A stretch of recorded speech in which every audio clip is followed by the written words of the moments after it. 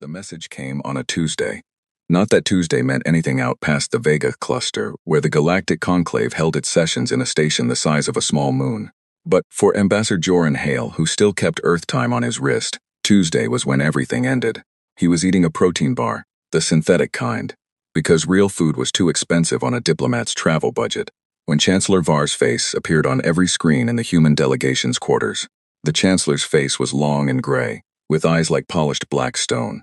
The Sarathi had been running the conclave for 4,000 years. They did not look worried often. Var looked worried. The Dreth have passed the outer veil, the Chancellor said. All projections confirm. The advance cannot be stopped at current resource levels. Joran set down his protein bar. He already knew what was coming. Every human diplomat in the room knew. They had been watching the resource reports for 6 months, watching the numbers quietly shift away from the defensive lines closest to human space. Not fast, not in a way anyone could point to and call a betrayal, just a slow, steady drift, the way water moves away from a shore before a wave comes in. The conclave has voted, Var said. A strategic withdrawal to the core systems will begin in 48 hours. Joran stood up. You're leaving us, he said. His voice was flat. You're leaving the outer sectors. The outer sectors cannot be held. The conclave deeply regrets. Stop. Joran held up one hand. Don't say you regret it. The Chancellor paused. In 4,000 years of Sarathi diplomacy, probably no one had interrupted him mid-sentence. Humanity was warned, Var said after a moment. His voice had gone cooler. When you joined the conclave, you were told that your sector was border territory. You were told that it could not be guaranteed. We were told it would be defended. We defend what can be held, and there it was. The whole thing in one sentence. Joran felt it land in his chest like a stone dropping into deep water. Not rage, not yet. Just the weight of it, the clean, cold logic of their decision. Humanity's sector was border territory. Earth was 40 light-years from the nearest core system, to the Sarathi, to the Vel, to the ancient Keth who had been building starships when humans were still drawing on cave walls. Earth was a frontier post, useful to have, not worth dying for. The 48 hours were a courtesy. They were being given time to say goodbye. Commander Elena Voss got the news 6 hours later, on the bridge of the EFS Constant, the flagship of the human sector fleet. She read the conclave bulletin twice. Then she set it down on the console and looked out through the forward viewport at the stars. Her first officer, Lieutenant Day Park, stood very still behind her. The bridge crew was silent. They had all read it. Options, Elena said. We could retreat, Dai said. Take the civilian ships and follow the conclave's withdrawal route. Make for the core systems. And Earth. Earth is a 12-day journey from the nearest relay gate. The Dreth are, he stopped. We couldn't evacuate Earth in time. Not even close. 8 billion people on Earth. Another 2 billion spread across the colony worlds. Kepler Station, New Meridian, the dry red plains of Proxima. All of them border territory. All of them acceptable losses in the conclave's arithmetic. Elena had served in the conclave's joint fleet for 11 years. She had followed their orders, filed their reports, saluted their flags.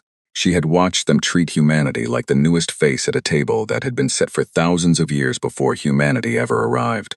She had smiled through all of it. She kept looking at the stars. Get me General Command, she said. All sector commanders, open channel. They're already waiting, Day said. She turned from the viewport. The channel opened and 23 human fleet commanders appeared on the split screen. Some from their ships, some from colony defense stations. One, Admiral Yun Che, broadcasting from a hospital bed with tubes still in his arm. No one asked why they were meeting. You've all read the bulletin, Elena said. I want to hear from each of you. Once, brief, tell me what you think. She had expected anger. She had expected fear and calculation, and the careful voices of people preparing to run. Instead, what she got from 23 commanders was silence. Then Admiral Yun Che, 72 years old, tubes in his arm, sitting up straight in his hospital bed, said, My grandfather did not survive the siege of Old Sol by retreating. Nobody spoke for a moment. We fight, said Commander Priya Anand from Kepler Station. We fight, said Commander Riku Sato from New Meridian. One by one, all 23. Elena closed her eyes for exactly 1 second. Then we fight, she said. The conclave's withdrawal was a magnificent thing to watch if you had no stake in it. Joran watched it from the observation deck of the human delegation's ship. The small, scratched, 20-year-old diplomatic transport that was the nicest vessel the Earth Foreign Office could afford. Around him in clean formation, the fleets of a dozen elder races were folding into hyperspace. Sarathi dreadnoughts the size of city blocks. Vel carrier ships like floating continents, carrying whole populations. Keth ships, ancient and slow, their hulls dark with 4,000 years of travel. All of them moving inward, toward safety, toward the core, away from humanity. Kelsari, the Sarathi aide who had been assigned to the human delegation for the past 3 years, came and stood beside him. She was young, by Sarathi standards, barely 800 years old. She had learned to drink coffee because Joran drank coffee, and she had never told her superiors about it because they would have considered it beneath her. "Your people should come," she said. "There would be room. On the civilian transport lists, they won't come," Joran said. "The Dreth cannot be fought with the weapons your fleet has, we know." Kelsari was quiet for a moment. When she spoke again, her voice was different, smaller. "I am sorry," she said. "I want you to know that. Not all of us." She stopped. The vote was not unanimous. "What was the count?" She didn't answer. "Kel," he said. "What was the count?" 41-3, she said. He nodded slowly. 3 races had voted to stay, to fight, to hold the outer sectors. 3 out of 44 conclave members. He didn't ask which 3. "It didn't matter now. You should go," he said. "Your fleet is leaving." "Go," he said. Not angry. Just tired in the way that goes all the way down to the bone. "You have nothing to be sorry for. You followed your government." She left. He stood at the viewport alone and watched the last of the conclave fleet disappear into hyperspace. The observation deck was very quiet. Then his communicator buzzed. "Ambassador Hale." It was Commander Voss. He had never spoken to her directly, but he knew her name the way all humans in the outer sectors knew Elena Voss. "I need you to stay at the conclave station. We need a voice there, someone watching." "Watching for what?" he said. "They've gone." "Not all of them," she said. 3 races voted no. "Find out who they are. Talk to them. We're going to need every friend we can get." He looked at the empty space where the fleets had been. Stars filled it, hard and cold and very old. "What are you going to do?" he said. "The only thing we can do," she said. "The channel closed." The Dreth came into human space 11 days later. They did not come like an army. They came like weather. Like a pressure change that you felt before you saw it. A shift in the deep space sensor readings. A strange quiet on the long-range channels. A darkness at the edge of the scanner screens that spread and spread until it was not a shadow but a shape. Many shapes. They were not ships in any way that word was meant. The word ship meant something built, designed, put together by hands. The Dreth were something else. Grown, maybe. Or they were the vessels themselves. Dark and vast, moving through space the way deep ocean creatures move through water. Slow, patient. Certain of their right to every space they entered. The first Dreth unit crossed the outer relay at 0300 hours, Earth Standard. The sensor operator on duty at Relay Station 12 was a 24-year-old corporal named Dai-Yun Yun. She watched it come on her screen and sat very still for exactly 4 seconds. Then she triggered to the alert. Then she sent the burst transmission to Commander Voss. Then she kept her station. The Dreth did not destroy Relay Station 12 right away. It passed by. Perhaps it did not notice the station. Perhaps it noticed and did not consider it worth the effort. Either way, Dai-Yun Yun kept her post, kept transmitting sensor data, for 6 hours before the second wave arrived and the signal went dark. Her data was the first real intelligence humanity had on how the Dreth moved. Every human commander who reviewed it noted the same thing. The Dreth moved in clusters, 3 to 5 units traveling together, with gaps between each cluster. The gaps were not large, but they were there. Elena Voss marked those gaps on her tactical map, and she started to think. The first battle happened not where anyone expected. It happened at Kepler Station, where Commander Priya Anand had 6 destroyers, 1 aging cruiser, and a population of 300,000 people who had come to mine the asteroid belt, and had somehow ended up with children in schools and a community orchestra that performed every 3rd Saturday. The Dreth came through the outer belt at dawn, local time. Priya Anand took her fleet out to meet them. She did not expect to win. She was not stupid. She knew what her 6 destroyers were worth against the Dreth. She had done the math 100 times in the days since the conclave left, lying awake in her bunk, running numbers that never came out right. But 300,000 people were behind her. The evacuation ships needed 4 more hours, so she went. What happened at the Battle of Kepler Station was not a victory by any normal measure. Humanity lost 4 of the 6 destroyers. The cruiser was gutted. Priya Anand herself was pulled from the wreckage with a broken collarbone and burns covering 30% of her body. But the Dreth cluster that hit Kepler Station was delayed. By 6 hours and 43 minutes, the evacuation ships got out with 297,000 people. The remaining 3,000, the ones too far from the ports, the ones who had stayed to keep the evacuation systems running, they did not make it. Priya Anand, in the medical bay of a rescue ship, stared at the ceiling and held that number. 3,000. She held it the way you hold a weight you know you will never put down. But 297,000 people were alive. The news traveled fast through what remained of human space. Not through official channels. It traveled the way important things always traveled. Through people telling other people. Through burst transmissions passed from ship to station, to colony to outpost, Kepler held 4 hours. Anand took them on. Did they win? No. But they didn't lose alone. It was not much. As war news went, it was barely a footnote. 4 destroyers lost, 1 station emptied. The Dreth had barely slowed down. But in every human settlement still standing in the outer sectors, people heard about it. And in every settlement, people stopped and thought the same thing. If Anand went out, maybe we can too. On the EFS Constant, Elena Voss received the full report, she every number. She read the casualty list and did not rush past it. Every name got a second. That was the rule she had made for herself years ago, after the first battle she had commanded, and the first list she had filed. Every name got a second. Then she set the report aside and looked at her tactical map. The gaps between Dreth clusters. The time it took them to turn and reorient. The places where human ships, small and fast and entirely expendable, could go in and make things hard and costly and slow. She was not thinking about winning. Not yet. Winning was too large a word for where they were right now. She was thinking about something smaller, closer. She was thinking about making the Dreth pay for every single kilometer, making it cost them. Making it loud and long and ugly enough that the rest of the galaxy, wherever they were hiding behind their ancient walls, could not pretend they hadn't heard. She opened a channel to her fleet. This is Commander Voss. We begin operations at 600 hours. You all know what we're going into. I'm not going to tell you it will be fine. She paused. I'm going to tell you that we're going to make this matter. Every hour we hold them is an hour that counts. Every ship they have to deal with before they reach the next colony is a ship we put in their path. Another pause. They left us here to die. I have no interest in doing that quietly. She closed the channel. Outside the viewport, the stars were hard and cold and very old. Humanity had been among them for 200 years, which was nothing. Less than nothing, in the scale of things. A blink. But they were here, and they were not going anywhere. The Dreth did not understand what they were walking into.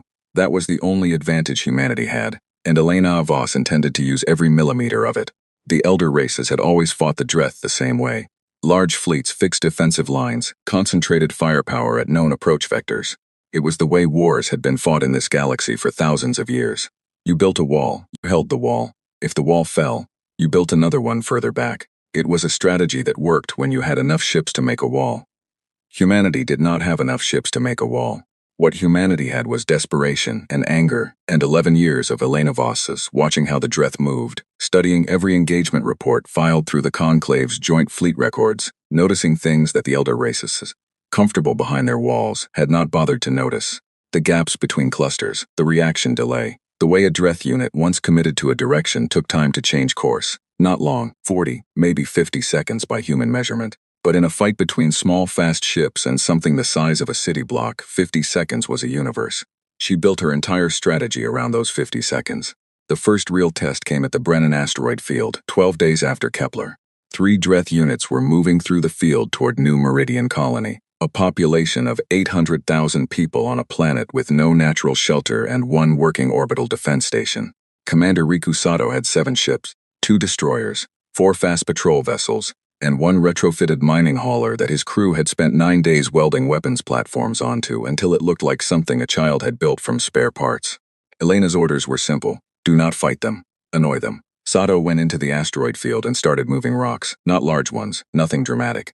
Just enough careful, precise use of his ship's tractor systems to nudge medium-sized asteroids, the kind the Dreth would normally ignore, into the paths where the Dreth units wanted to travel. Not to stop them. Just to make them change course, again and again, enough to slow them down, make them recalculate, force those 50-second hesitations to stack up one after another. The Dreth spent 19 hours crossing a field they should have crossed in 4. New Meridian's evacuation finished with 6 hours to spare. Sato lost 1 patrol vessel. His own ship took damage bad enough that he had to seal 3 sections and vent the atmosphere.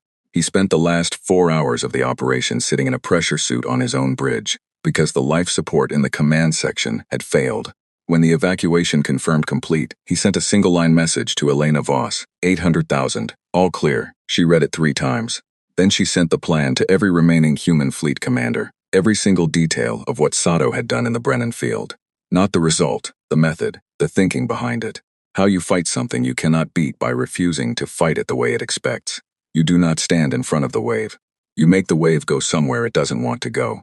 The Conclave station was quieter now, which was its own kind of loud. Joran Hale had been to some empty places in his life, abandoned buildings back on Earth, dead relay stations at the edge of explored space. A bar in Geneva at 4 a.m. where the only other customer was a man who clearly did not want to be found. But the conclave station after the withdrawal had a particular quality of emptiness, like a lung with no air in it. The corridors that had once held thousands of diplomats, traders, advisors, and functionaries from 44 species now held mostly silence and the hum of systems running on low power. 3 delegations remained. The Tharaki, a small insect-like people from a cluster of worlds near the outer edge of the galactic arm. They had 6 ships in the conclave fleet and had never been considered significant by anyone. The Oran, tall, slow-moving people who communicated primarily through color changes in their skin. Their homeworld was in the outer sectors, not far from human space. They had not retreated because they had nowhere to retreat to. The Vel Secundus, a splinter group of the larger Vel civilization that had broken from the main body 400 years ago over a disagreement Joran had never fully understood. They had stayed not out of bravery, exactly, but because the main Vel body had not invited them to join the withdrawal, and pride was, it turned out, a universal constant. Joran met with all 3 delegations in the same week. Same room each time, a small conference space off the main hall, where the heating system still worked and there was a functional beverage dispenser that produced something vaguely similar to tea. The Tharaki ambassador was a small creature named Sivith, whose 6 arms were in constant, gentle motion and whose compound eyes caught light in a way that made Joran feel like he was being studied from every angle simultaneously, which he probably was. "Your people fight," Sivith said. It was not a question. "Yes," Joran said. "You fight knowing you cannot win. We fight knowing we haven't lost yet." Sivith's arms stilled for a moment, then resumed their motion. "There is a difference," Sivith said. "We had not considered that distinction." The Oran ambassador, a massive person named Drell, who communicated through an interpreter because their vocal range was beyond human hearing, turned deep gold when Joran described the Battle of Kepler Station. Gold, the interpreter explained, was what the Oran did when they were feeling something they did not have a word for in any other language. "We have 43 ships," Drell's interpreter said.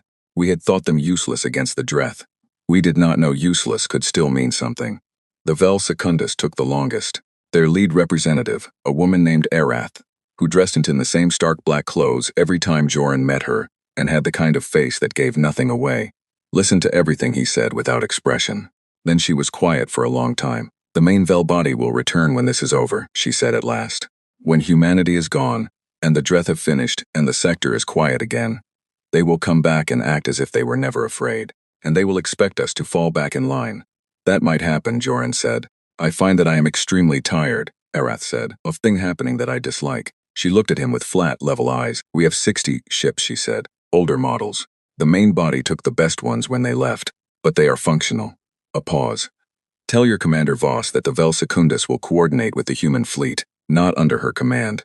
Alongside it." It was the most important word Joran had heard in weeks, alongside. Elena Voss received the news about the 3 allied delegations while she was in the middle of planning an operation at the Crest Passage, a narrow channel between 2 dense debris fields that the Dreth were using as a highway toward the populated inner edge of human space. She read Joran's message. She noted the ship counts: 6 Thorca 3 Oran, 60 Vel Secundus. Small numbers, badly outmatched numbers. Numbers that had not existed for humanity a month ago. She wrote back, "Tell them we're grateful. Tell them we'll use them well." Then she turned back to the Crest Passage map. The operation she was planning was not elegant. It was not the kind of thing they would ever write up in a military academy textbook, because military academies assumed you had a functional fleet and a supply line, and someone in charge of logistics, who was not also the person doing all the fighting. What she had was people. Human beings who had grown up on ships and stations and colonies across the outer sectors, who knew this space the way you know the neighborhood you grew up in. Not from maps, but from memory. From the knowledge that this particular debris field drifted 2 degrees east every 6 months.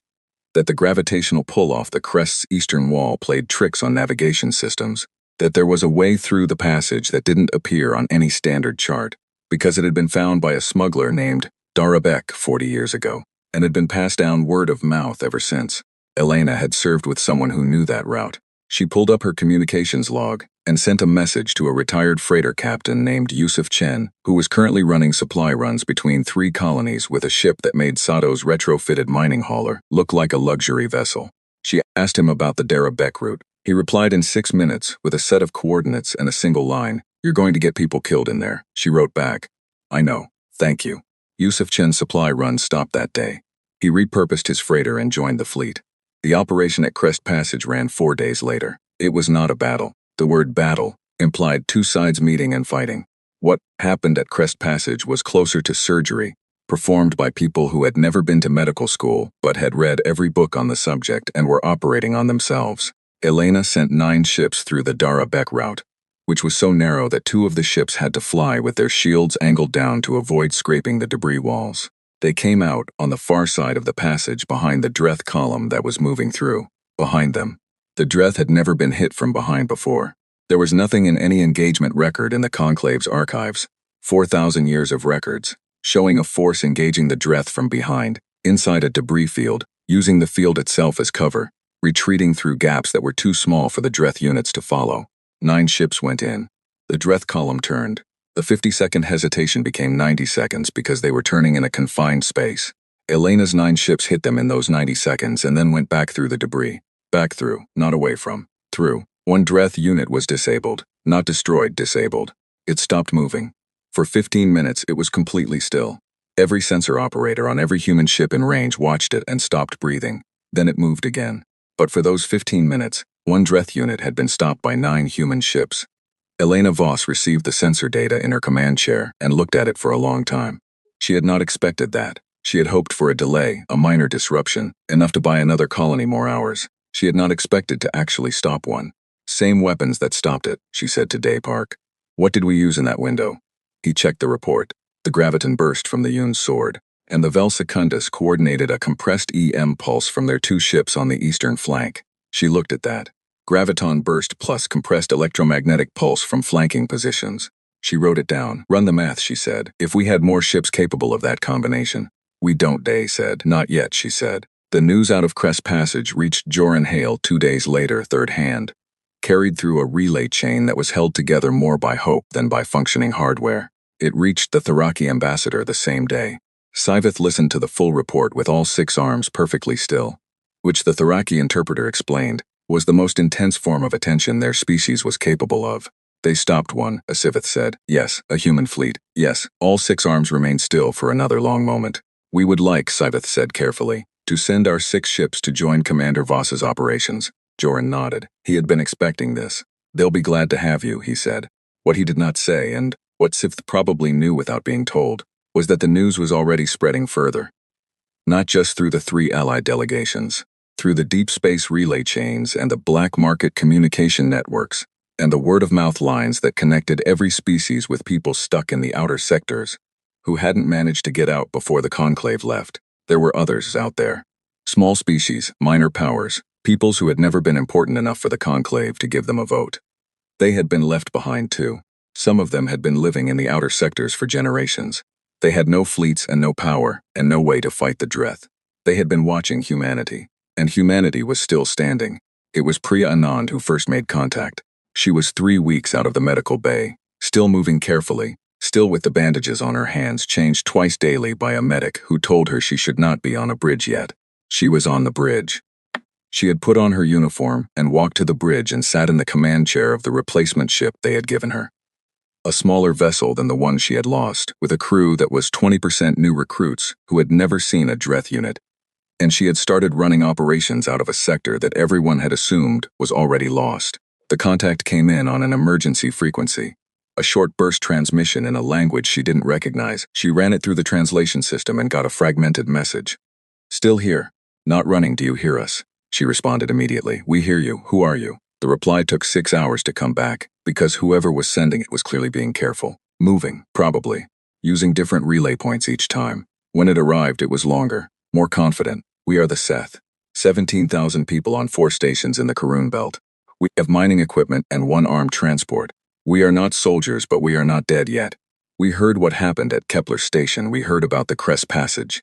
We have information about Dreth movement patterns in this sector that your fleet may not have. Priya read it twice. Then she sent it to Elena Voss. Elena read it once. She sent back, accept. Get me everything they have. What the Seth sent over the next week was not military intelligence in any formal sense. It was 17,000 people's worth of observation.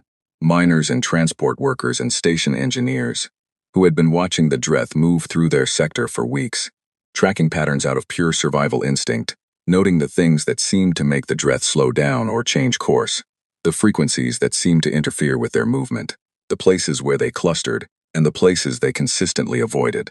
It was raw, unprocessed, unverified.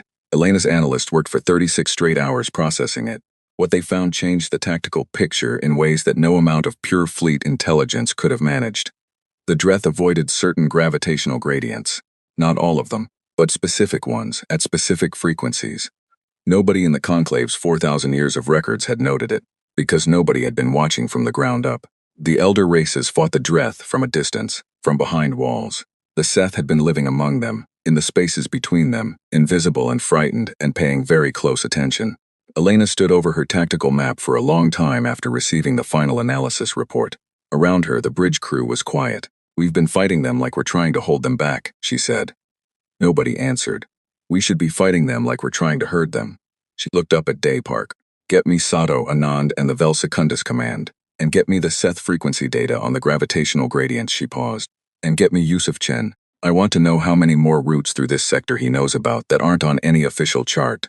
Day was already moving. Elena turned back to the map. The outer sectors, human space, her space, and the space of 300 other species who had never been powerful enough to earn a vote at the conclave table. The Dreth were still coming, still vast and patient and certain of their right to everything they touched. But they were moving through a sector that was full of people who had not left. People who were watching every move they made, sharing what they saw, telling each other where to go and how to survive and where the gaps were. The elder races had looked at the outer sectors and seen a frontier. What they had actually left behind was something they did not have a word for. Something that had no good equivalent in any language Elena knew, except maybe one. Home. You fight differently for home. The Dreth were about to find that out. Nobody talked about the numbers out loud. They all knew them. Every commander, every crew member, every colony administrator still standing in the outer sectors knew exactly how many people had been lost since the conclave left. The figure updated every day on the internal fleet network, quietly, the way a wound keeps bleeding after you stop looking at it. 4,112,000 as of the morning Elena Voss sat down with her senior staff to review the week's operations. She did not say the number. Nobody did. It sat in the room like a presence. What she said instead was, "Show me the gradient map." Her chief analyst, a young woman named Hessa Obara, who had been a graduate student in astrophysics before the conclave left and had become something harder and faster in the months since, pulled up the map on the main display. It was a sector-wide picture of gravitational frequencies, overlaid with the movement data from the Seth's weeks of silent observation. Everywhere the Dreth moved freely was one color. Everywhere they had slowed, avoided, or rerouted was another. The pattern was clear once you knew what you were looking for. "Here," Hessa said, pointing to a dense cluster of the avoidance markers. "And here, and here. These three areas have the highest concentration of the specific gradient frequency that correlates with Dreth rerouting. They don't go near them. Every time they've approached, they've changed course." "We don't know why," Daypark said. He was not being negative, just careful. "We don't need to know why," Elena said. "We need to know if we can make more of it." Hessa had been waiting for that question. She pulled up a second display. "The frequency is naturally occurring. It comes from specific mass distributions in asteroid fields and dense debris zones. We can't generate it with any weapon we have." She paused. "But we can move mass." Silence. "Tractor systems," Elena said. "Yes, it would take time. Weeks of careful repositioning of large asteroids in the right configurations. It would need to look natural. If the Dreth noticed we were building something, they'd go around it." Hessa looked at the map. "But if we could construct 3 or 4 of these zones along the approach vectors, toward the populated colonies, we could funnel them. We could choose where they go." Elena stared at the map for a long time. "You cannot beat the wave. You make the wave go somewhere it doesn't want to go." "How many ships do we need?" she said. "Mining ships," Hessa said, "not warships. The tractor work needs precision, not firepower." Yusuf Chen, sitting in the corner of the room in his worn freighter captain's jacket, raised his hand. "I know 14 independent mining operators still running in this sector. They haven't joined because they didn't think they had anything to offer a war. They do now," Elena said. "Get them." The construction of the gradient corridors took 3 weeks. 3 weeks during which the Dreth kept moving and the human fleet kept bleeding to buy time. Riku Sato held the line at New Meridian for 11 days with a fleet that shrank by 1 ship every 2 days. He ran the asteroid nudging strategy until he had nothing left to work with, then switched to hit-and-run passes that kept the Dreth cluster occupied and irritated, and focused on him instead of the evacuation routes. On day 9, his last destroyer took a direct hit. He transferred his command to the retrofitted mining hauler. the ugly welded thing that his crew had built out of spite and determination, and kept going. On day 11, the gradient corridors were almost ready. Elena sent him the message herself, 3 more days. Hold 3 more days. His reply came back in 4 words, working on it, Commander. He held 2 more days. On the morning of day 13, the mining hauler's drive system failed, not from enemy fire, from the sheer accumulated strain of 11 days of combat maneuvers in a ship that had been designed to carry ore. Sato and his crew spent 6 hours in suits doing emergency repairs in open space exposed with a Dreth unit 4,000 kilometers away. They got 1 engine back. He held 1 more day. When the corridor network came online on day 14, it was Sato's sensor data, transmitted in real time from his single functioning engine, his battered crew, his ugly welded ship, that confirmed the Dreth approaching New Meridian had shifted course exactly as Hessa had predicted. New Meridian's final evacuation convoy got out.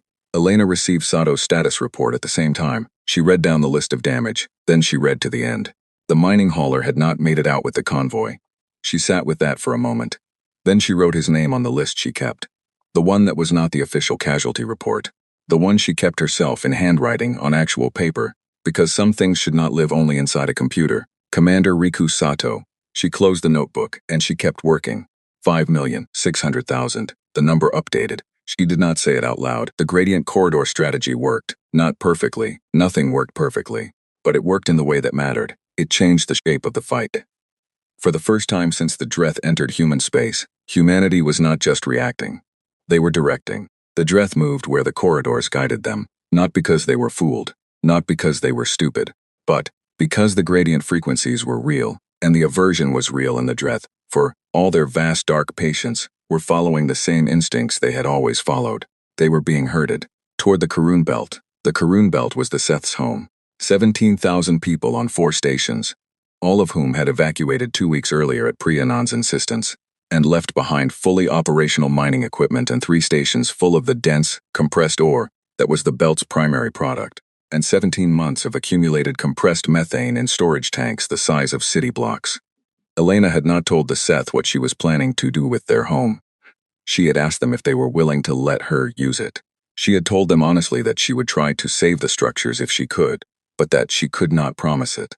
The Seth selected speaker, a small, quiet person named Voth who communicated through text because their species' spoken language required frequencies no human translator could process, had taken 4 hours to respond. When the response came, it was brief.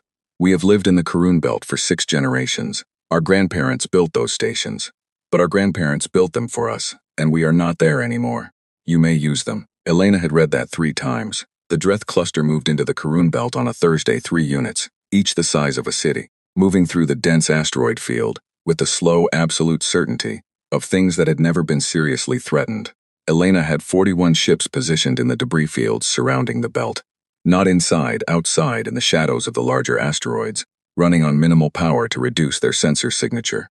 Alongside them, the 60 ships of the Vel Secundus were spread across the far edge of the field. The 43 Oron vessels held the northern approach.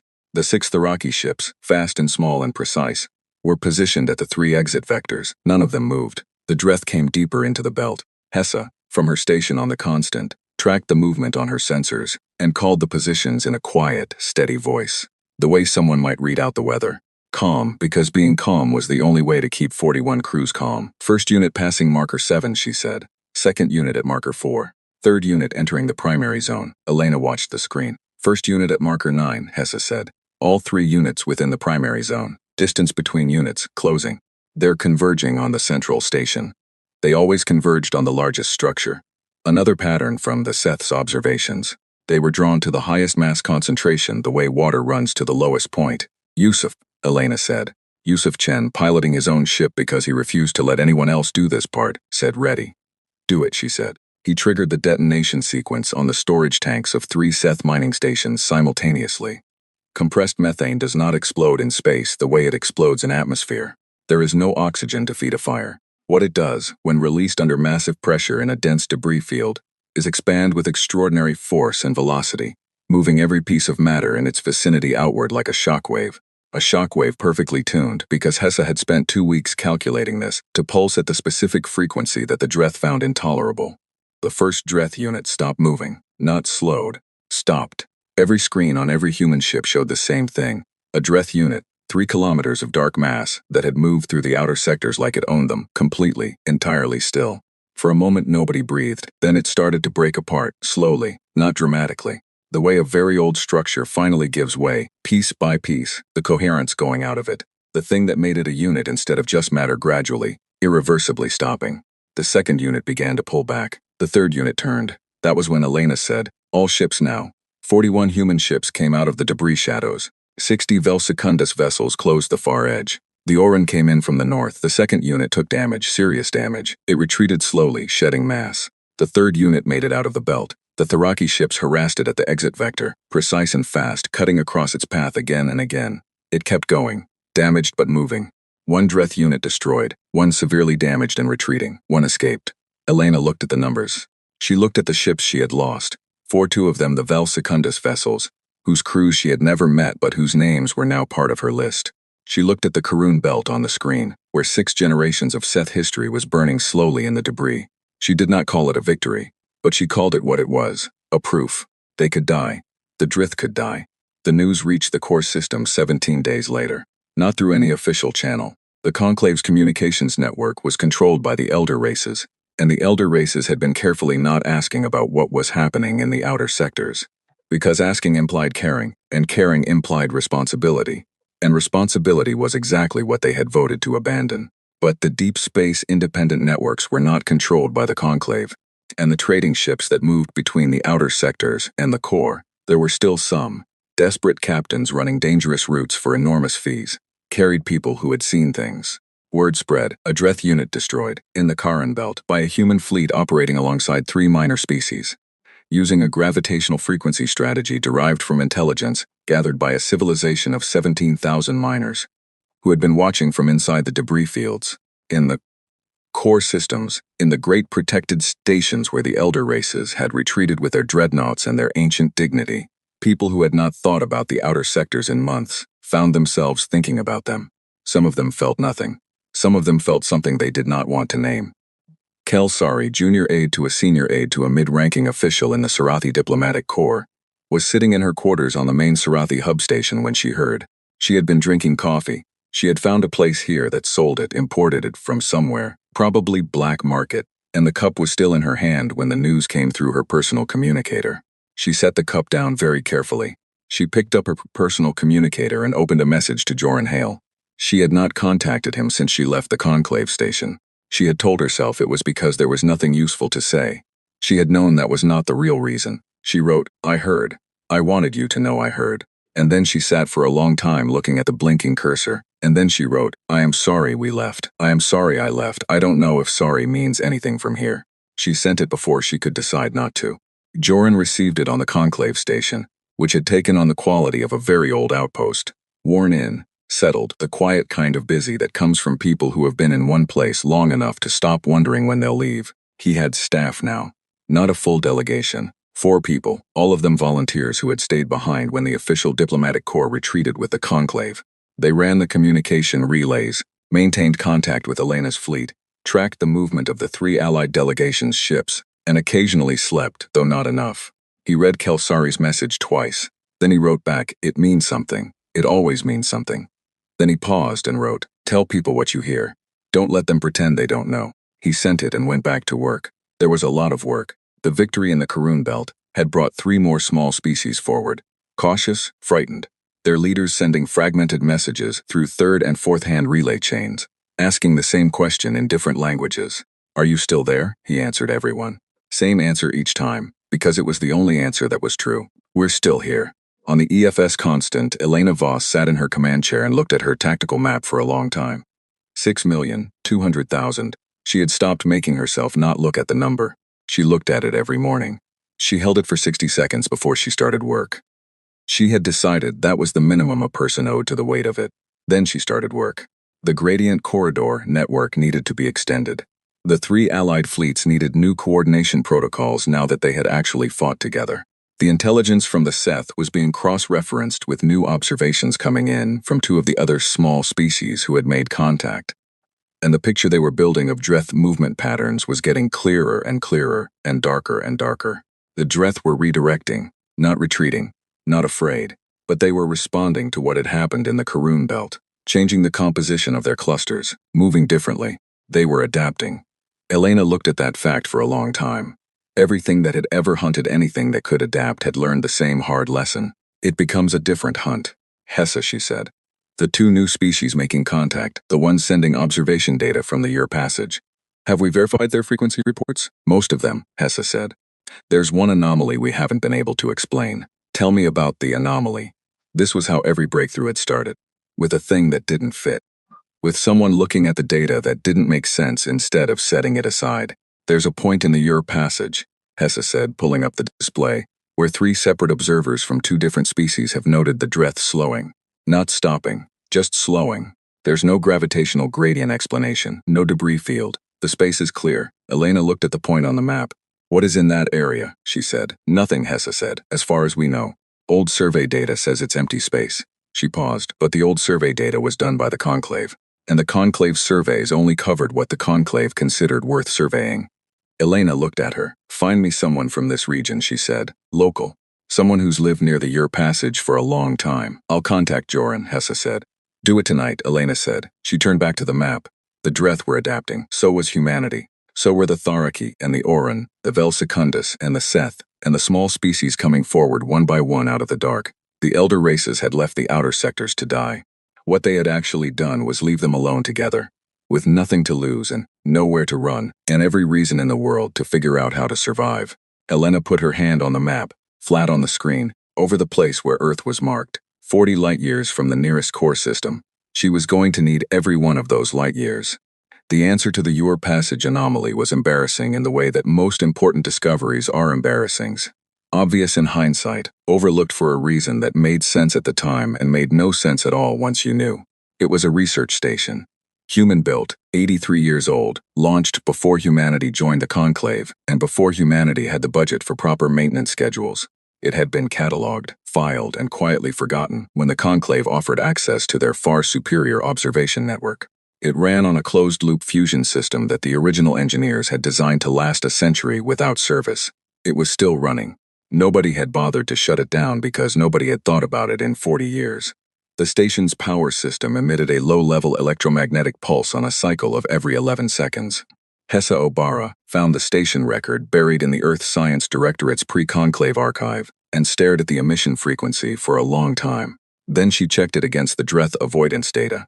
Then she said a word that Elena Voss had never heard her say before and ran the numbers 3 more times. The pulse frequency matched.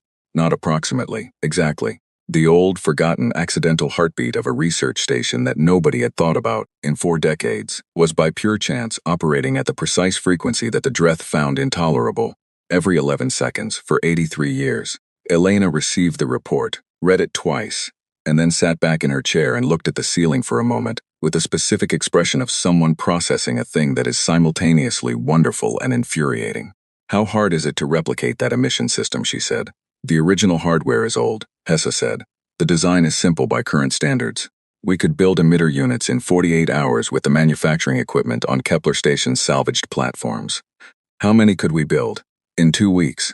Enough to mount on every ship in the fleet. Build them, she said. Start now. Build as many as you can, she paused. And get me the specifications to the Vel Secundus, the Oran, and the Tharaki. All of our allies, everyone gets this. Hessa was already moving. Elena turned back to her tactical map. The Dreth had been adapting. She had watching Wadding the Pernt shift for 3 weeks.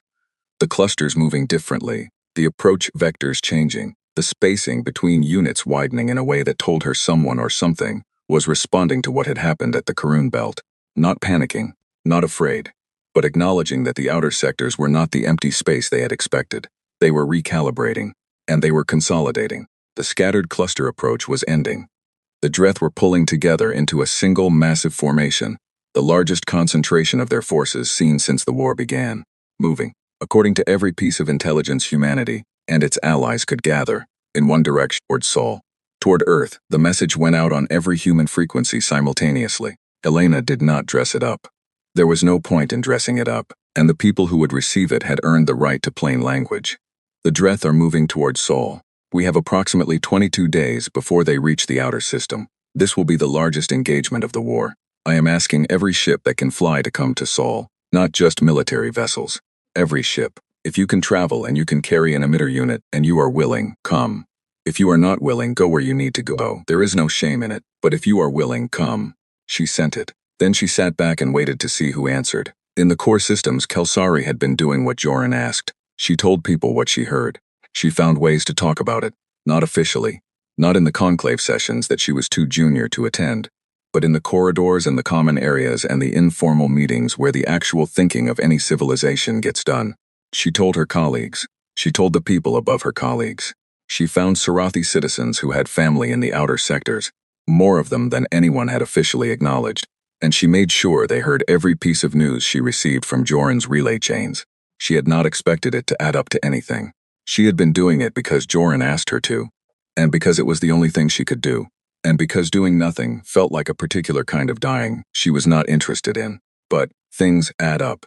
2 weeks before Elena's message reached the core systems, a junior member of the Vel Governing Council, the main body, not the Secundus, had submitted a formal inquiry asking why the Conclave's intelligence reports on the outer sectors had been consistently incomplete since the withdrawal. The inquiry had been dismissed. But it had been submitted, and once submitted it was part of the record, and other people read it. A week before Elena's message, a Keth historian with a modest public following had published a paper drawing historical comparisons between the current withdrawal and 3 previous conclave retreats from outer sector threats.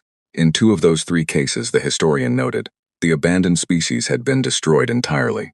In the third, a small coalition of abandoned peoples had held long enough for the main threat to move past them, and the outer sectors had been resettled 300 years later, but only because there had been someone left to resettle them. The paper was not widely read, but it was read by people who read things. When Elena's call reached the core systems, through black market relay networks and independent traders and the quiet machinery of people telling other people, it landed in a community that had been, without quite realizing it, getting ready to hear it.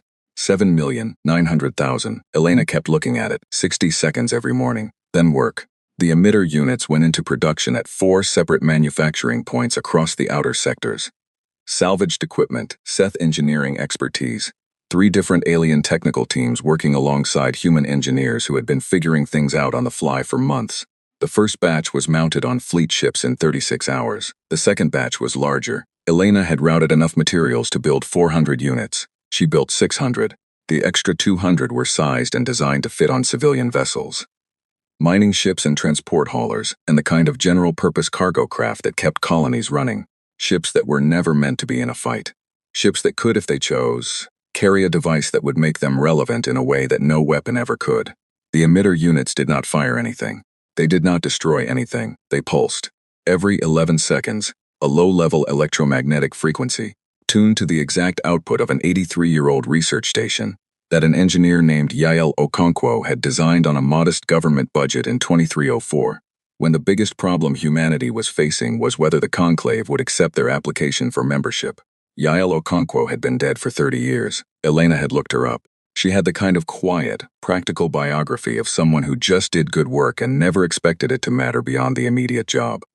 It was going to matter more than anything else in the war. They came. Not just the human ships, not just the 3 allied fleets that had been fighting alongside humanity for months, not just the Seth in their rebuilt transport, the one that Voth had named after everything, because Voth had a particular kind of humor that found the right words in dark places. They came from everywhere, species so small and scattered that they had never appeared in any conclave record as a significant power. A group of 7 ships from a people called the Marin, who lived on stations in the deep gas clouds of the Outer Arm, and had never in their history fought anyone. The Marin sent 7 ships crewed by people who had spent 3 weeks learning how to mount emitter units after receiving Elena's technical specifications through 4 separate relay jumps. A fleet of 19 vessels from the Du, a long-lived people whose government had officially voted to remain neutral, but whose population had quietly produced a group of volunteers who took 19 ships and left before anyone could stop them. 41 mining haulers from the Karun Belt region, crewed by whoever had been available and willing to come, carrying emitter units and improvised weapons, and, in 3 cases, full cargo holds of compressed ore that their captains had decided might be useful for reasons they did not explain in their join requests. The 3 conclave species who had voted no, the Tharaki, the Oran, the Vel Secundus, arrived in full formation, all 6 Tharaki ships, all 43 Oran vessels, all 60 Vel Secundus, with Arath commanding from her flagship, which she had renamed in the weeks since Karun Belt in a language that translated, roughly as, I changed my mind about waiting.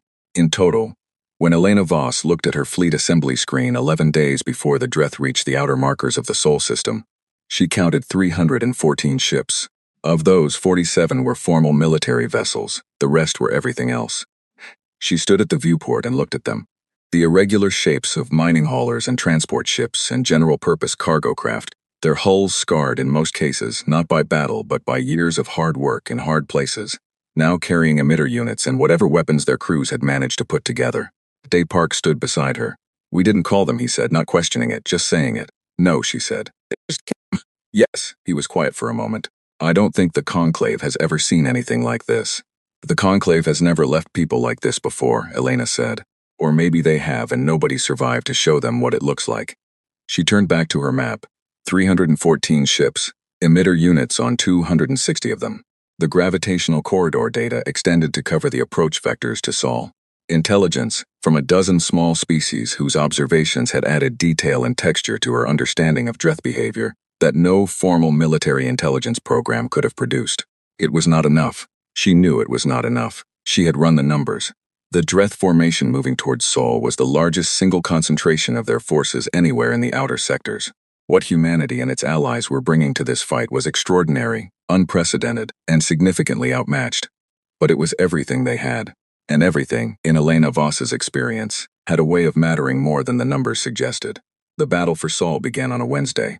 The Dreth came through the outer system in 3 massive waves, each one larger than the entire human fleet had faced in any previous engagement. They came from the direction of the outer asteroid belt, moving with the same slow, vast certainty they always moved with, but arranged differently now. Tighter clusters, less spacing between units, the adaptation that had been building since Karun Belt fully expressed. They were taking humanity seriously. Elena felt something sharp and strange about that. Not pride, exactly, something older than pride. She gave the order, and 314 ships moved to meet them. The emitters fired on the 11-second cycle, and the effect was immediate. Not dramatic, the Dreth did not stop, did not scatter. But they compressed. The front wave tightened, the units moving closer together in a way that Hess's models had predicted and Elena had been counting on. They compressed into the corridors. The gravitational configurations that the mining ships had been building for 2 weeks, subtle, precise, tuned to match the gradient frequencies from the Seth's data, funneled the compressed Dreth formation along specific vectors, not where the Dreth wanted to go, where humanity needed them to go, into the engagement zones. The human fleet went in from 3 sides. The Vel Secundus hit the northern flank. The Orin drove straight up the center with the kind of blunt courage that Elena had come to understand was simply how the Orin did things. Not recklessness, just a deep, considered decision that if they were going to be somewhere dangerous, they would be completely there.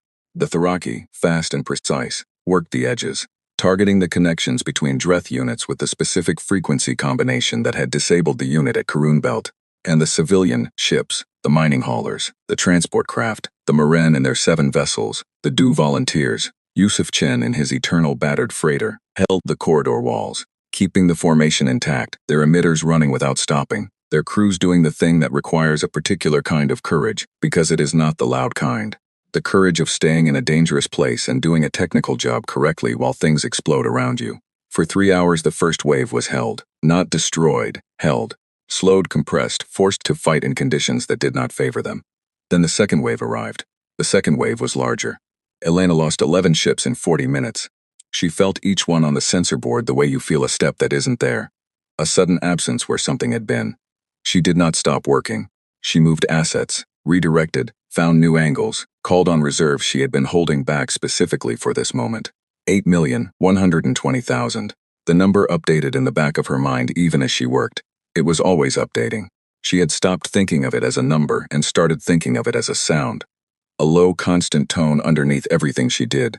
She would not turn it off. She would not stop hearing it. Priya Anand, commanding from her ship on the southern corridor, took 2 direct hits and kept her position.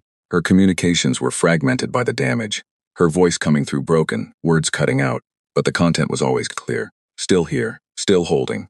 Joran Hale on the Conclave station was receiving real-time relay updates and passing them to Kelsari, who was passing them to everyone she could reach. Not military intelligence, something else. The simple ongoing fact of it. The names of ships still transmitting, The species still present, the count of the living. He had not slept in 36 hours. He sent updates and drank bad coffee and answered every incoming message with the same 2 words he had been sending for months. Because they were still true and they were all that mattered. Still here. In the conclave's main session chamber, for the first time since the withdrawal, a formal debate had been called about the outer sectors. It had not been called by the Sarathi. It had been called by a coalition of 7 minor conclave members, species too small to have mattered in the original vote, who had listened to the news from the outer sectors for months, and had finally, collectively, had enough of listening. The debate was chaotic. The elder races objected to the premise. The Sarathi representative argued that the outer sectors had made their choices, and the core had made theirs, and the two were not interconnected. A Tharaki observer, Sivith, who had traveled from the conclave station to the core specifically for this purpose, who had spent 3 months watching humanity fight and had a great deal to say about it, asked to address the chamber. The request was technically out of order. The Tharaki were too small to have formal floor access. 7 conclave members immediately invoked the guest-to-speaker provision and gave a Sivith the floor anyway. Sivith stood in front of the conclave chamber, 6 arms in motion, compound eyes catching every light in the room, and described in precise and unhurried language what they had seen in the outer sectors over the past 4 months. Not the battles, the decisions, the mining captain who repurposed his ship, the research station nobody remembered, the 17,000 people who gave their home to be used as a weapon, the 22-year-old corporal who kept transmitting data for 6 hours after the fight was over, the 314 ships that had come to Sol, not ordered, not conscripted, but choosing, each one independently, to come. When a Sivith finished, the chamber was quiet in the way large rooms are quiet when everyone in them is processing something at the same time. The debate resumed. It was still chaotic. Nothing was decided. But things had been said now that could not be unsaid. And in the silence after a Sivith's words, at least 3 of the elder race representatives had looked down at their hands instead of at each other. On the 3rd day of the Battle of Sol, the 3rd Dreth wave arrived. Elena was running on 4 hours of sleep in 60 hours, and a level of focus that had burned through everything else, and arrived at something very simple and very clear on the other side of exhaustion. She looked at the incoming wave on her screen, larger than the first 2, moving differently. The adaptation was complete now, the Dreth having reconfigured in response to everything humanity had thrown at them. 314 ships had become 261. The emitters were still running, every 11 seconds. She thought of Yael Okonkwo, dead 30 years, who had just done her job. She thought of Riku Sato, who had held 2 days longer than anyone could ask. She thought of the Seth's message. We built those stations for us, and we are not there anymore. She opened a channel to the full fleet, all 261 ships, every species, every language. The translators would handle it. The 3rd wave is here, she said. We have hurt them. We have slowed them. We have shown them and shown everyone watching that the outer sectors do not die quietly. She paused. I am not going to tell you what to do now. You all know what you're here for. You came here knowing what it might cost. Another pause. Whatever happens today, they will know we were here. Everyone will know we were here. She closed the channel. Daypark looked at her from his station. What's the play? He said. She looked at the 3rd wave on the screen. She looked at her corridor configurations, her emitter positions, the assault angles she had been saving for exactly this moment. She looked at 261 ships that had no business being in a fight like this and were here anyway. We go forward, she said. And they did. The 3rd wave broke on the emitters. Not all at once, not cleanly. It broke the way a very large and very old thing breaks, slowly, in pieces, each piece taking time, each one costing something before it went. Elena had been running the corridor strategy for 31 hours straight when she saw it begin to happen. The Dreth formation had been pushing into the Sol system with the same patient, absolute certainty they had carried through every kilometer of the outer sectors. But the emitters were running, every 11 seconds. 219 ships still carrying the pulse. The others had lost their units to battle damage, not to enemy action, just to the simple punishment of being in a fight this long. 219 ships breathing in the same rhythm, the same frequency, the same pulse that an engineer named Yael Okonkwo had built into a station 83 years ago, because it was the most efficient power cycle for the equipment she was using. Every 11 seconds, the Dreth formation compressed further than it had before, further than Elena had expected, further than Hesse's models had predicted, which meant the models had been right about the direction and wrong about the magnitude, which meant the effect was stronger at high density than anyone had calculated. The front units of the 3rd wave stopped, not permanently, not the way the Karun Belt unit had stopped, but enough. Enough for the corridor walls to hold. Enough for the engaged Dreth units to find themselves in a fight they had not been designed for. Pressed from three sides, pulsed every 11 seconds, unable to spread into the configuration that their size and their method required. Elena did not celebrate. She moved assets. She found the angle. She sent Priya Anand's ships into the gap that opened when the front units stopped. And she sent the Vel Secundus through the northern corridor at the same moment. And she told Yusuf Chen to bring the mining haulers forward and hold the eastern emitter line, no matter what happened. And Yusuf Chen said 3 words back that she would remember for the rest of her life. Leave it, Commander. The gap held. For 40 minutes, the third wave was completely stalled in the outer asteroid belt of the Sol system, 400 million kilometers from Earth. And then, on Elena's long-range sensors, something appeared at the edge of the system. Large, fast, very large. Daypark looked at his screen and then looked at Elena and did not speak for a moment. Sarathi dreadnoughts, he said. 7 of them. Pause. And Vel carriers. 3. And stopped again. The Kethark ships are here, Commander. The Keth are here. Elena looked at the screen. The Conclave fleet, some of it, not all, but the part that had decided, had come. They had come too late to save humanity. They had arrived in time to watch humanity saving itself. She thought several things at once, some of them uncharitable, and kept all of them behind her face. Tell them to hold position at the system edge, she said. Do not let them advance into the corridor structure. If they break the corridor geometry with their mass, we lose everything we've built. Day sent the message. The Sarathi dreadnoughts held position, and humanity kept fighting. The third wave broke at hour 39. It did not retreat immediately. The Dreth did not do anything immediately. But the coherence went out of the formation. The same quality Elena had watched leave the Karun Belt unit. That gradual loss of the thing that made many pieces into one. And when the coherence was gone, what remained were individual units, still vast and dark and dangerous, but separated.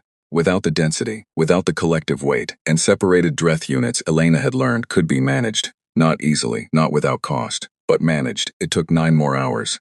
The Sarathi dreadnoughts held the system edge and did not fire a single shot because Elena told them not to, and to their credit. Or perhaps simply because they were watching what was happening and understood that whatever this was, they were not the ones running it, they obeyed. At hour 48, the last Dreth unit that had entered the Sol system crossed back out of it. They did not go far. They pulled back to the outer edge of the asteroid belt, to the region between the system's final planet and the deep space beyond. Not gone, not destroyed, but out of the system, out of the space they contained, 40 light-years from the nearest core system, a planet called Earth. Elena Voss sat in her command chair and did not move for a while. Around her, the bridge was very quiet. Not the silence of people holding their breath. The silence of people who have been awake for 2 days and have come to the end of a very long road and have not yet figured out how to start breathing normally again. Daypark set a cup of coffee on her armrest. She did not know where he had found it. She did not ask. Casualties, she said. He read them out. She listened to every number. Ship counts first, then crew, then the running total, the one that had been updating since the day the Conclave left. 9,400,000. She sat with it for 60 seconds. Then she drank the coffee. The Conclave convened an emergency session 4 days after the Battle of Sol, not because they wanted to. Because the 7 minor member species who had called the debate during the battle now had the full weight of what had happened behind them, and they were not going to be quiet about it. And the elder races had run the political calculation and determined that a controlled session was better than the alternative. Joran Hale was asked to address the conclave, not as a junior diplomat, as the senior human representative, in the absence of a full delegation, which made him technically the equivalent of an ambassador plenipotentiary, a term he had to look up to make sure he understood what it meant before he accepted. He accepted. He took a transport from the conclave station to the core systems. It was a 7-day journey. He spent most of it sleeping, which he had not been doing enough of for 4 months, and writing, which he had always done when he needed to understand what he thought. When he arrived at the conclave chamber, a room built for the scale of civilizations that had existed for thousands of years, with seating for 44 species and a floor that was a map of the known galaxy in inlaid stone. He stood at the speaker's position and looked at the assembled representatives of the galaxy's greatest powers for a moment before he spoke. He had thought about anger. He had a lot of material to work with. He had been saving some of it, he realized, for a very long time. Long before the conclave left, back through 11 years of watching humanity be treated like the newest face at a table set for everyone else. He set the anger aside, not because it wasn't earned, because there was something more important to say. You left us to die, he said. No preamble, no diplomatic opener. He had decided on the transport that he did not owe this room a diplomatic opener. The chamber was very still. 41 of you voted to leave the outer sectors to the Dreth. You calculated that we were not worth the cost of defending.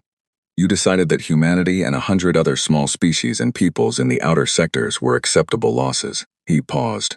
9,400,000 people are dead. I want you to know that number. I want it to be in the record of this session. He let that sit. We did not die quietly, he said. You have seen the reports by now. You know what happened at Kepler Station, and the Brennan Field, and the Karun Belt, and the Crest Passage. You know what happened at Sol. You know who was there and who was not. He looked at the Sarathi section. Chancellor Var was present. His face gave nothing away. I am not here to ask for an apology, Joran said. I am not here to ask for reparations, though that conversation will happen, and humanity will be present for it. I am not here to demand anything from you. He paused. I am here to tell you something, a simple thing. Something I want in the record. The chamber waited. Humanity is still in the outer sectors, he said. The species that fought alongside us are still in the outer sectors. The Seth are rebuilding their stations in the Karun Belt. The Tharaki and the Orun and the Vel Secundus are still there. The Meren, the Du, the 12 other peoples who came to Sol, still there. We are not leaving. We were not destroyed, and we are not leaving, and we are not going to stop being present in the space you decided was not worth your attention. He looked out at the chamber. And the next time something comes for the outer sectors, and there will be a next time, there is always a next time, we will be there. We will be there for each other. Every species, every people, every civilization too small for a vote at this table, we will be there. He stopped. That is what I wanted to say, he said. We will be there. With always. He stepped back from the speaker's position. The chamber was quiet for a long moment. Then Sivith, who had no formal floor access and did not care, began to make a sound that the Tharaki make when they are expressing something that has no translation. It was a high continuous tone, all 6 arms extended fully. The Orin ambassador Drell turned a color that the interpreter later described as the Orin word, for something between recognition and grief and gratitude that exists in their language because they apparently needed a word for exactly that combination. The Vel Secundus representative stood up. Slowly other delegates stood, not all of them, not the Sarathi, not yet, but more than Joran had expected, and in places he had not expected them. He walked out of the chamber while they were still standing. He had said what he came to say. Elena Voss watched the conclave session through a relay feed on the bridge of the Constant, which was currently in low orbit around Earth, undergoing repairs significant enough that Daypark had told her, twice, that she should probably be on the planet's surface while the hull work was happening. She was on the bridge. She watched Joran speak. She watched him say we will be there. With always, and she felt something settle in her chest, a weight shifting, not lifting, but finding its right position for the first time in a very long time. She went down to Earth 2 days later. Not for long, there was too much work. The outer sectors needed rebuilding and the Allied fleet needed restructuring, and there were conversations with the Conclave that were going to take years. And there were 9,400,000 names that she had not yet finished adding to the list she kept in her notebook. Because each one got a second, and that was a lot of seconds. But she went for a few days. She went to a place she had not been since she was young. A coastline in the northern part of the continent where she had grown up, where the water was cold even in summer, and the cliffs were the color of old bone, and the wind came off the ocean with the smell of something very old and very permanent. She sat on the cliffs and looked at the water. She thought about Riku Sato, who had held 2 days longer than anyone could ask. She thought about Priya Anand, who was still in the fight, still in the medical reports, still sending one-line messages from her bridge that always ended, still here. She thought about Yusuf Chen, who had left his supply runs to join a war, and had been the one who detonated the Seth stations in the Karun Belt, and had not spoken much since then, but who was still flying, still carrying emitter units to every species that asked for the specifications. She thought about Voth of the Seth. We built those stations for us, and we are not there anymore. She thought about Kelsari, who had told people what she heard. She thought about the Marin in their ships, learning to mount weapons they had never used on vessels never designed for it, coming anyway. She thought about Dea Yun Yun, 24 years old, holding her station for 6 hours because that was the job. She thought about all of it, the months of it, the weight of it, the 9,400,000 of it. She sat on the cliff and let it be as large as it was. After a while the wind shifted and the light on the water changed the way it does in the late afternoon, going from gray to something close to gold, and Elena Voss sat in it and breathed. There was so much still to do. The Dreth had pulled back, but they were not gone. The conclave was going to be a years-long negotiation full of people who were very good at making promises they had already broken once. The outer sectors needed rebuilding not just in physical terms, but in the slower, harder way. The way a community rebuilds after it has discovered what it can do and what it has lost, and has to find a way to hold both of those things at once. All of that was coming, but right now the Sol system was intact. Earth was below her, 8 billion people going about their days, most of them not fully understanding how close it had been, and that was fine, that was how it should be. Let them go about their days. Let them have ordinary Tuesdays. The species of the outer sectors, the ones who had always been too small for a vote, too far from the center to matter, too easy to write off as acceptable losses, were still there, still talking to each other, still sharing censored data and gravitational frequency readings, and the kind of knowledge that only comes from living close to the ground and paying attention to what the powerful ignore. They were not a formal alliance. They had no charter, no council, no flag. They had something harder to build and harder to take apart. The habit of answering when someone called. The knowledge that they had answered before and it had mattered. The understanding that out here in the outer sectors, the people who showed up for each other were the only walls that held. Elena looked at the horizon where the water met the sky. We will be there, Joran had said, with always. She understood it now, the way you understand something properly only after it has been lived and not just spoken. It was not a promise about the future, exactly. It was a description of what they already were, what the months of it had made them. Not a military force, not a political power, not a civilization that the conclave would ever fully understand, because the conclave thought in terms of resources and votes and strategic value and the math of acceptable losses. They were the people who stayed, the people who looked at the acceptable losses column and disagreed, the people who, when the wave came and the walls came down and every reasonable calculation said to run, went forward instead. Not because they were fearless, not because dying didn't cost anything. Not because they had looked at 9,400,000 and found it acceptable. Because home is not a calculation. Because some things you stand for. Not because the numbers work out, but because the numbers are not the whole story, and never were. Because when you have been left in the dark long enough, you find out who you are. Humanity had found out. So had the Tharaki and the Oran and the Velsecundus and the Seth and the Moran and the Du. And 100 other small peoples, whose names were not in the conclave's important records but were in Elena's notebook, because each one had gotten a second and each one had mattered. And each one was part of what they had built out here in the space the galaxy had decided was not worth saving. The light went golden and the wind kept coming off the water, and Elena Voss sat on the cliff and let herself be, for one evening, exactly where she was. Tomorrow there would be work, but the outer sectors were standing. They were still there, with always.